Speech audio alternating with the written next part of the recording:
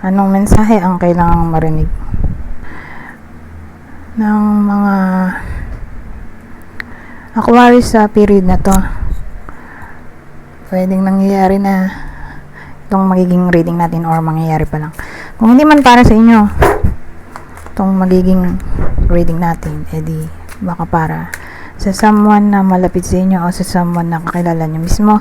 Baka may lumabas na gender mamaya, gawin nyo na lang energy, masculine at feminine energy. Pwede rin naman na wag nyo nang pansinin ang gender. Hindi ko masasabi kung anong magiging reading, kung positive ba o negative.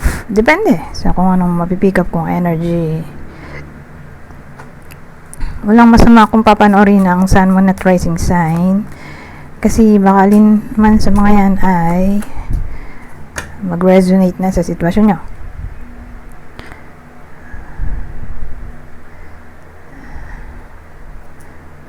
So anong meron? Trap, fright, bouquet, mice. So anong topic natin?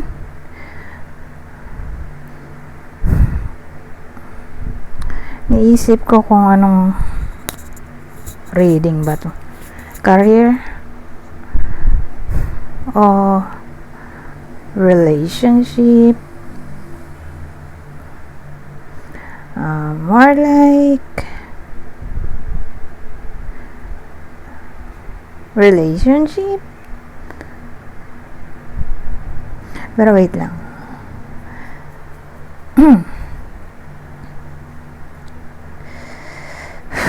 Ang dating kasi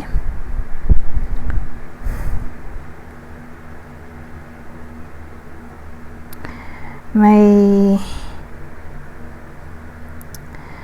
negativity dito na paulit-ulit. Ano yun?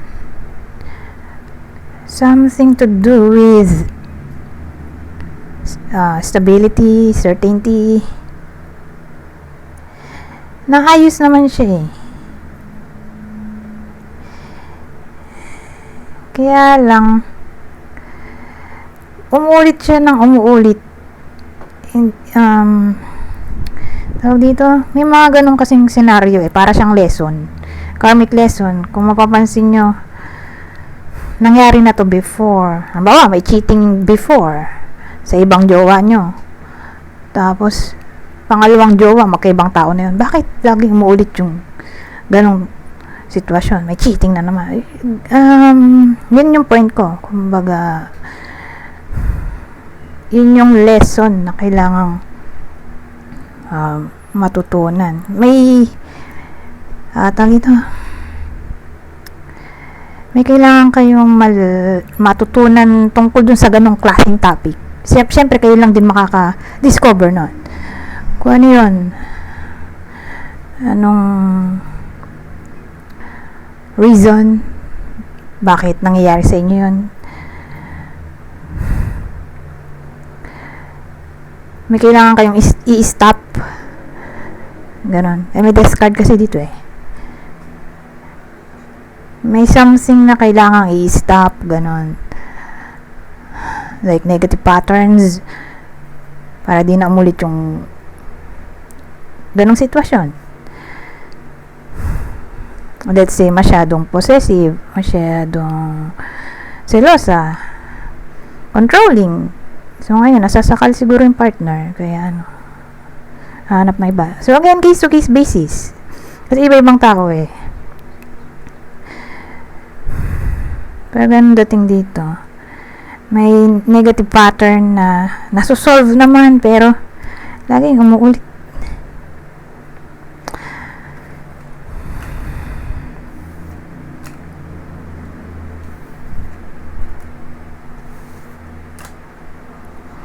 Anyways, Aquarius reading tayo, no?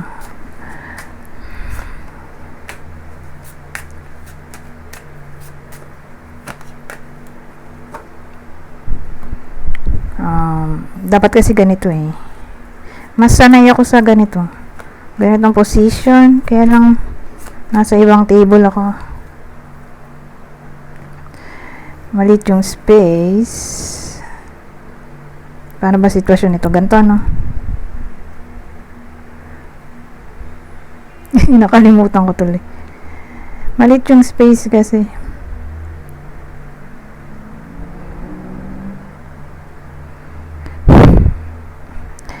Kaya, ayan. Hindi sila pwedeng yung kaninang angle or spread. Anyways, ano to? Absence. Pensioner. Bear. Coffin. Absence na nga to. Absence din. What?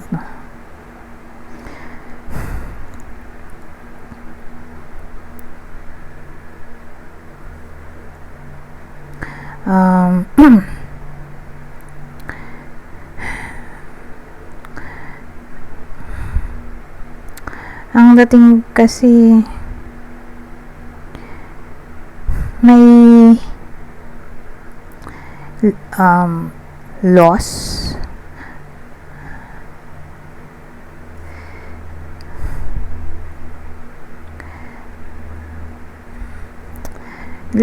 kasi to, loss din to kasi absence or ending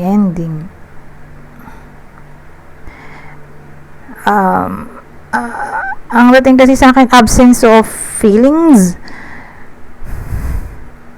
May someone na nakaka-experience nito or may experience pa lang, whether nangyayari na to or mangyayari pa lang. In short, may coldness na maaaring mangyari, whether sa literal na partner or kung single siya, edi sa boss. Ngayon, kung wala siyang boss, walang trabaho, edi sa nanay niya. Kung wala na siyang nanay, edi sa female figure. Okay? May babae na all of a sudden biglang magiging snobbish, cold, unfriendly.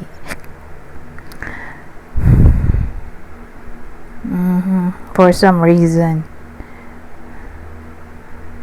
Pero kung partner sila, magjowa sila, ano siya provider naman. Kaya lang, hindi sweet. Ngayon, kung boss to,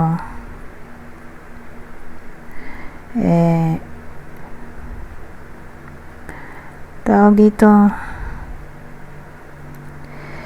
magaling siya bilang boss, kaya lang wala siyang pakisama or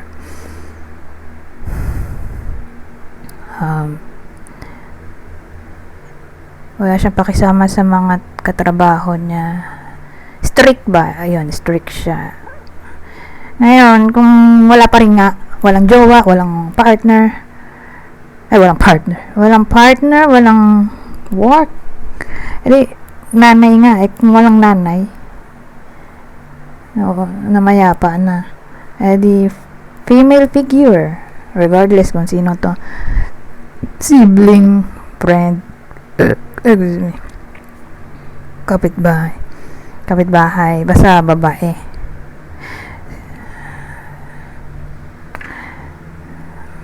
Wala hindi ko magawa ng positive kasi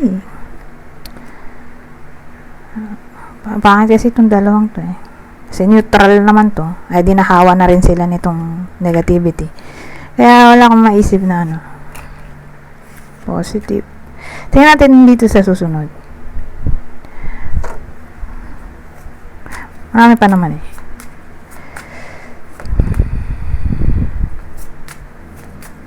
Saka kung di man to tumama literally sa inyo, di ba ka tumama to dun sa kakilala nyo na magkukwento sa inyo na ganun yung sitwasyon nila, na yun nga, malalaman nyo na sa kanila pala tumama yung reading, kasi hindi naman to exclusively para lang sa Aquarius, pwede rin sa mga taong malapit sa inyo, maaaring sa kanila tumama rin to, itong reading natin.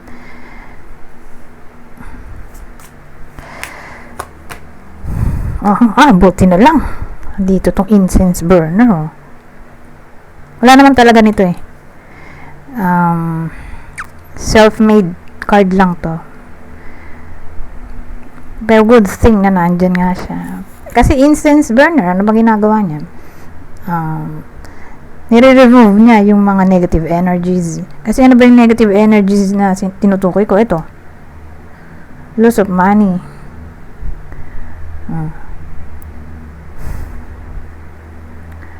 Or, hindi naman siya literally money lang. Parang ano,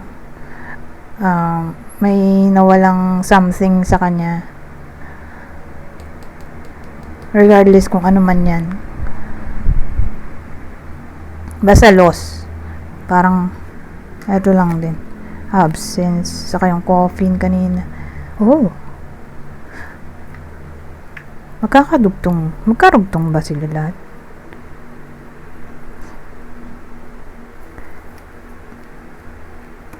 Hopefully magkarugtong. Tingnan natin. Kasi na-surprise dito eh. Kaya lang nauna kasi to eh. Bago to. Sana ito na lang nauna, no? Sabagay. At least nasa huli to. Diba?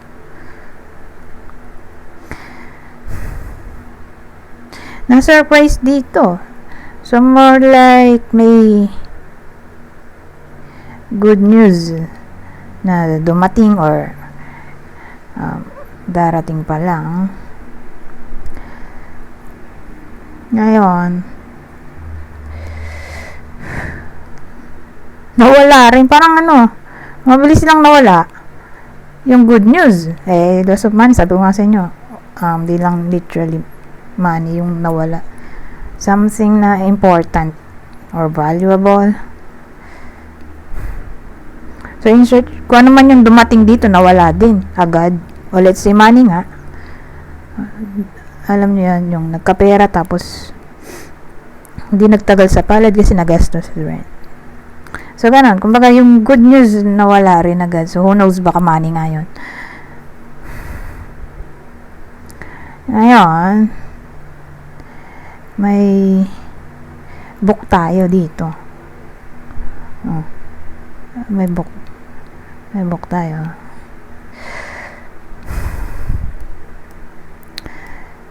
Kumbaga, magkakaroon ng knowledge. Kasi book yun source of knowledge, wisdom. Tungkol dun sa nangyaring opportunity. More like opportunity na nawala. Na para bang mapapaisip-isip yung iba sa inyo na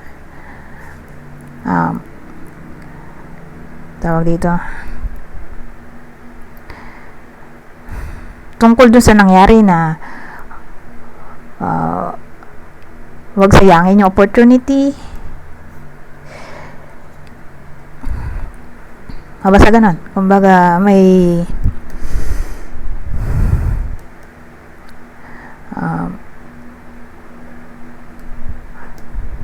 wisdom nga na maaring mangyari dito. Ayan yung incense burner.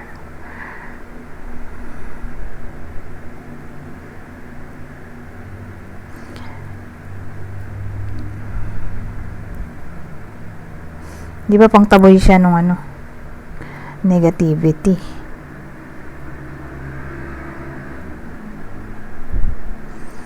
Well, ang dating kasi sa akin may opportunity na darating, di ba? Tapos nasayang or nawala. Ngayon, paisip yung iba sa inyo na sa susunod kung sakaling dumating man ulit yung ganitong klaseng opportunity, iingatan na niya. So probably kung ano man yung dumating at nawala, uulit-ulit siya. Pero sa ibang panahon. Pero this time, pag umulit siya, since nandito nga yung incense burner, hindi na mamalasin. Mag-i-stay na yon. Hindi man literally forever, pero mag-i-stay for the long run. Kumbaga, hanggat kaya. Depende kung ano bang opportunity yan. Let's say, relationship, or money nga, or trabaho. Basta ganun, parang mapapalitan eh. Yung nawala, may dumating, di ba? Nawala. mapapalitan ng bago. Pero this time, yung kapalit, mag-stay na for the long run. Who knows, baka forever na kung tao man. Pero, wala nga kasing forever. Diba? Nadididis yung tao. So, for the long run na nga lang. Ibig sabihin, pang matagalan.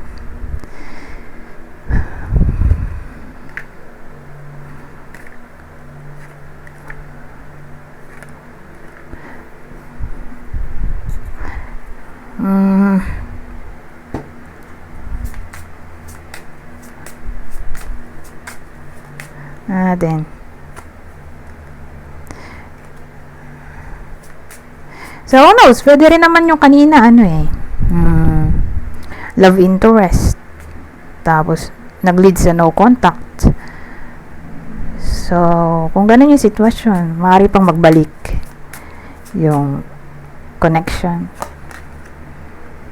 So again, pwedeng ganung senaryo kasi ang topic natin kanina ay something na nagkaroon tas nawala, di ba? So again, case to case basis.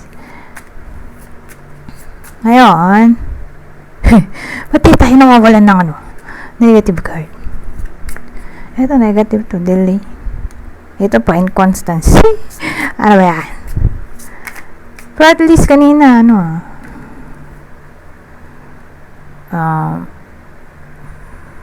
may advice naman. Saka nag-turn din naman into positivity.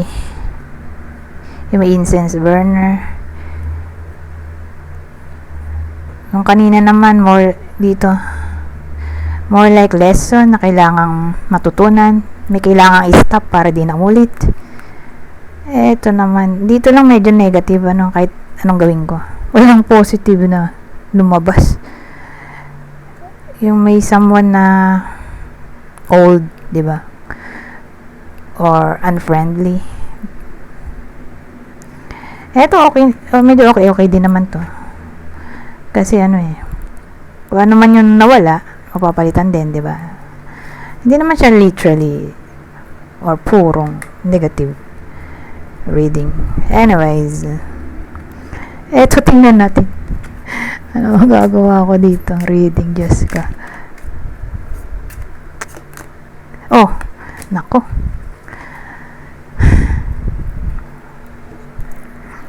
Magagawa ko ba ito ng positivity? Wala eh.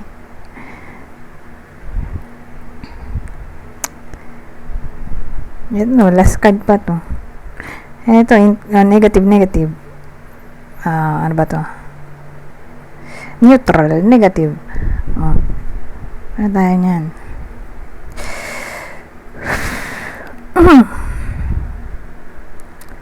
Kasi spades to, ay, oo nga, pag spades, diba? Para siyang swords. So, pag ganun, more like, may kinalaman sa problem, conflict, restlessness ng mind, problem. Ito, pag spades, swords. Pero hindi naman all the time, pero usually ganoon.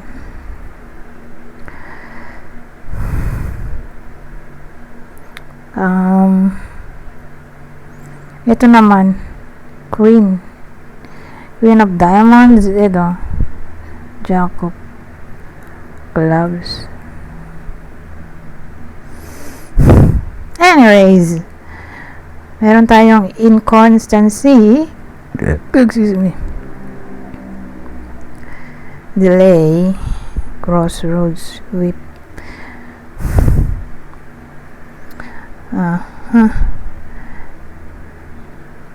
Ano to?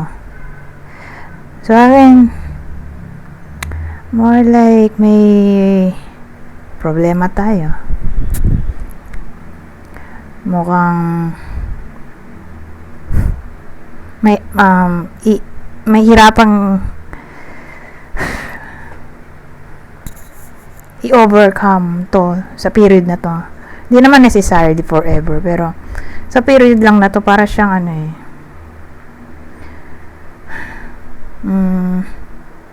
magkukos ng struggle. Sa iba sa inyo, sa period na to, ano yun? More like tungkol to sa arguments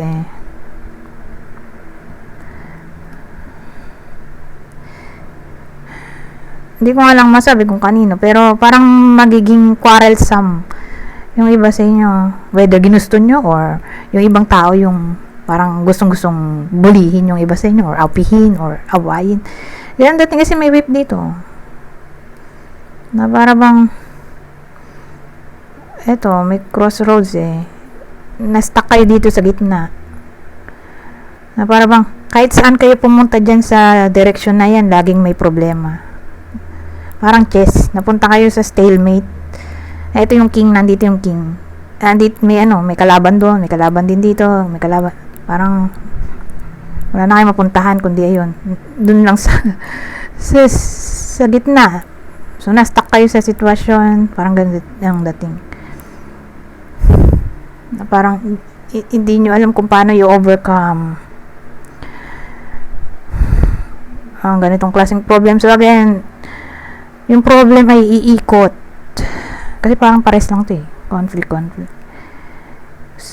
problem iikot, let's say sa kung ano-anong klaseng problema, specifically arguments, disagreements. Parang yun din yung kanina, yung away-bati. Ito kasi parang away-bati siya. Away-bati. Ito naman kasi karmic lesson May karmic lesson na kailangang matutunan.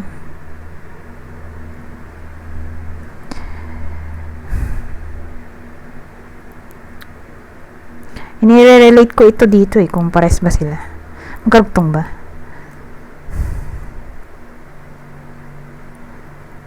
Dito naman, all kinds na ng negativity. Sabagay, all kinds din ng problem. Pero, para mas specific, para hindi naman sila nag-ulit-ulit, may kailangang i-let go, i-end dito, diba? Para mag-end na yung karmic lesson or negativity. Diba? Dito sa part na to. Ano yung specific na yon? Specific problem. Self-sabotage. Dito na lang tayo kumuha ng idea sa mice. All about pessimism, pag self-sabotage,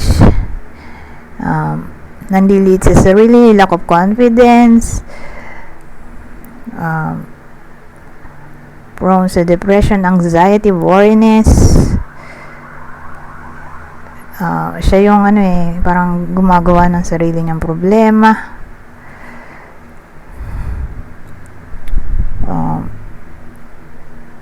Pagiging destructive in general.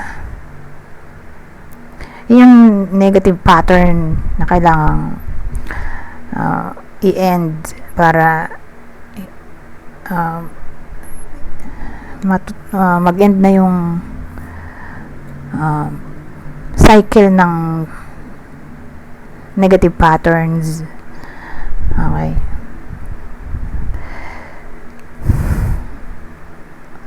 So again, halimbawa, prone sa cheating, nagging, obsession, selfishness in a way na walang reciprocation, give and take, ano pa ba? Prone sa stealing, whether gamit, money, jowa. So then, case to case basis general reading. Or may bad behavior na lang siguro. Isipin nyo na lang yung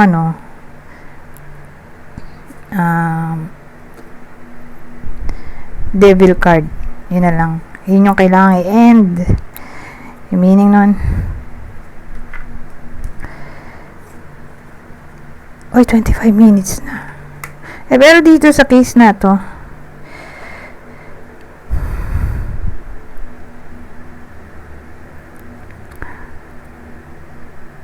na-stuck nga yung tao dito, sa sitwasyon in a way na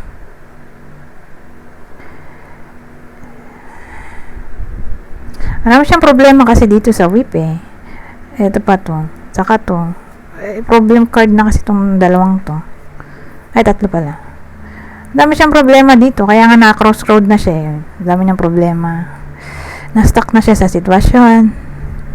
Pero specific sa arguments, disagreements, violence, abuse. Ano pa ba itong whip na to? Violence, abuse, quarreling, fighting. Ano ba yan?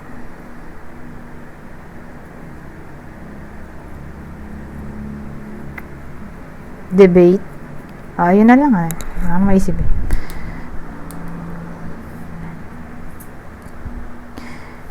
Ayan. Kumbaga, in short, parang tapitin kayo ng gulo ba sa period na to. So beware. Kung sakaling ma-experience nyo huwag nyo na patulan or i-ghost nyo na lang para di na lumala. Sa bagay, hindi na kailangan sabihin yan dahil ganyan naman talaga ginagawa ng mga Aquarius.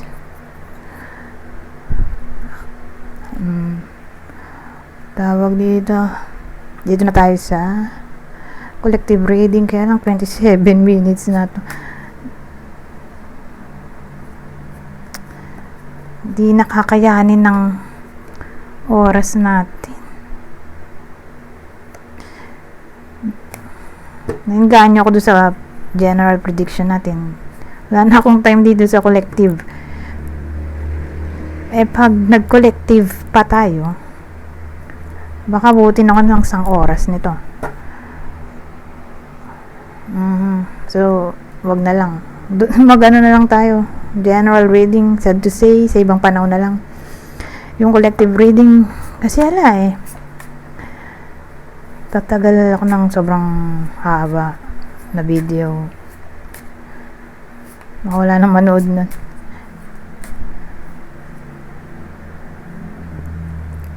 Anong gagawin ko? Ito na nga lang talaga. Kahit i-push ko kulang yung oras. Mabibitin lang tayo pare-pareho. So dito na lang ulit. Anger naman to. Sana pala di ko na lang ginamit. Pero nasa naman siya unahan.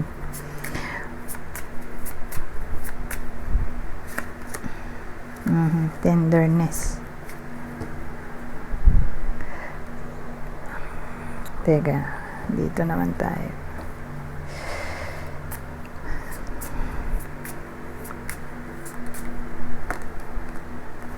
Fish.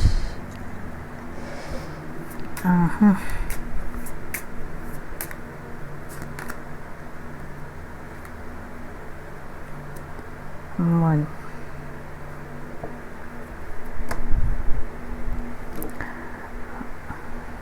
Well, dito, maganda-ganda naman. But na lang.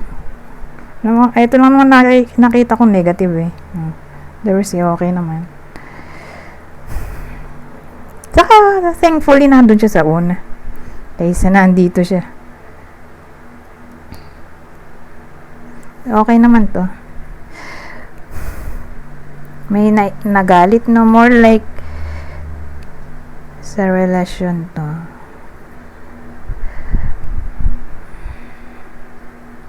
Relasyon, may nagalit.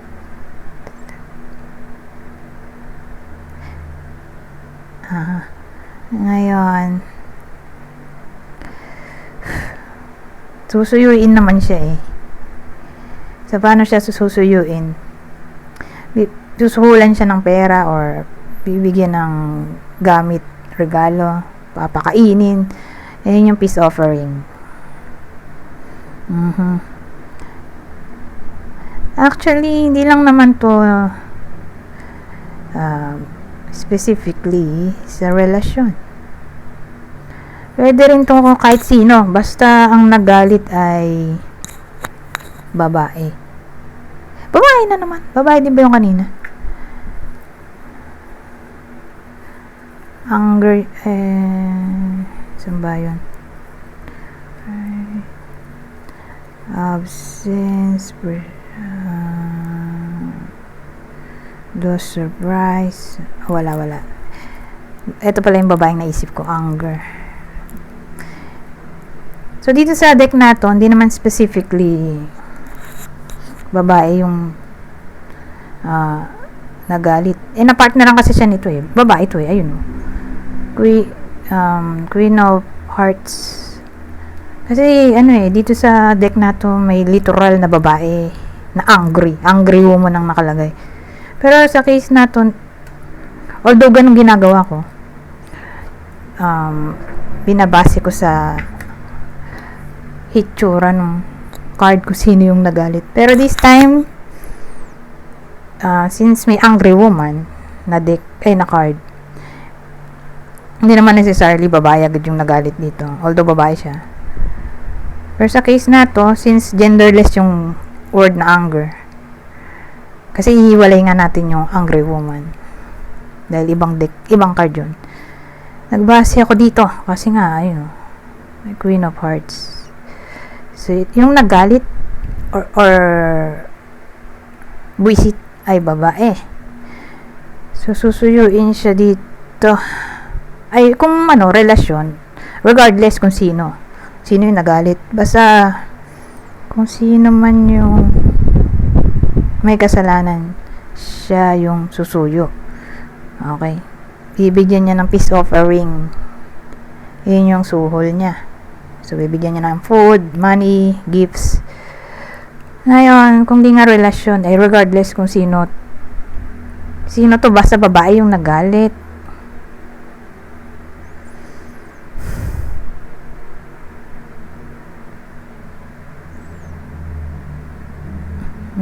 Babae yung nagalit.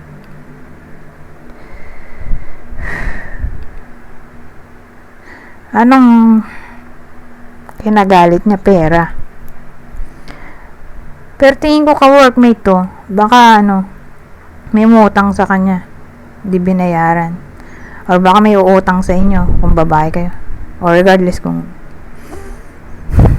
anong gender nung nanonood. Pero ay sa bagay, babae talaga. Babaeng Aquarius to. Baka may umutang sa kanya. Tapos, di nagbayad, na inis siya dito. Specifically ka-workmate.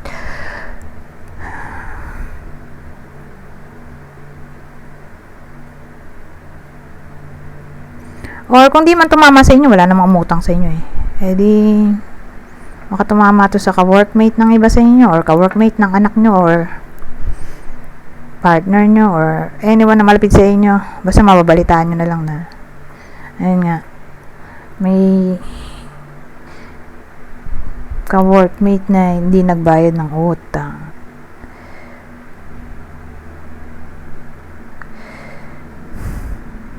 Or basta pera, usapang pera to, regardless kung saan. May pera kasi dito eh. Naging emotional dito. So, the moon.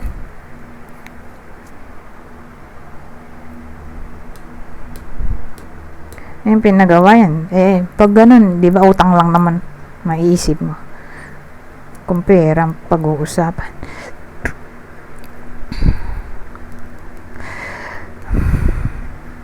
Anyways,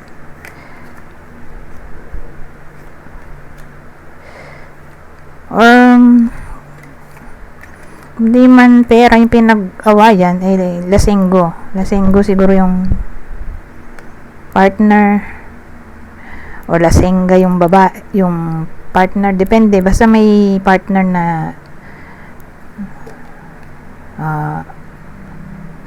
tawag dito, laging nagiinom,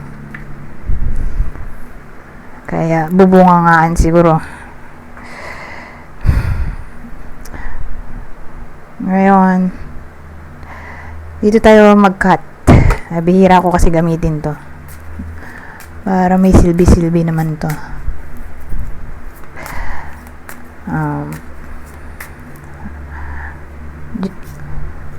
General advice sa period na to. Ay, teka. Ito pala. Ito muna. Pares lang sila. General advice sa period na to. Okay. Babasahin ko na lang para mabilis. Kunin nyo lang yung mensahe na sa tingin nyo ay fit sa sitwasyon nyo. General advice at prediction, ha. Sa period na to. So, sabi, your clear communication expresses what's best for all. Eto. Answering the call to action creates new opportunity. Eto. You don't know your own strength until it is tested.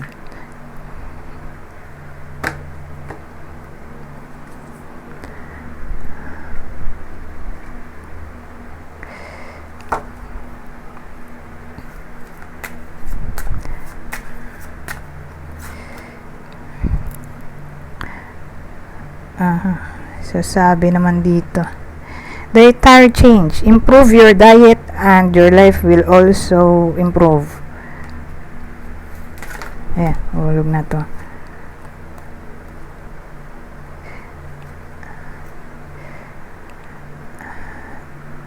So, sabi dito, perfect timing. This is the right time for you to move forward. Etong uli, dahil nahulog, wow, maganda pala yung nakasulat.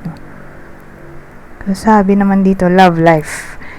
The basis of your question involves your romantic life, which is now changing for the better. Anyways, hindi ito nabasa. Anyways, hanggang dito na lang. Goodbye for now.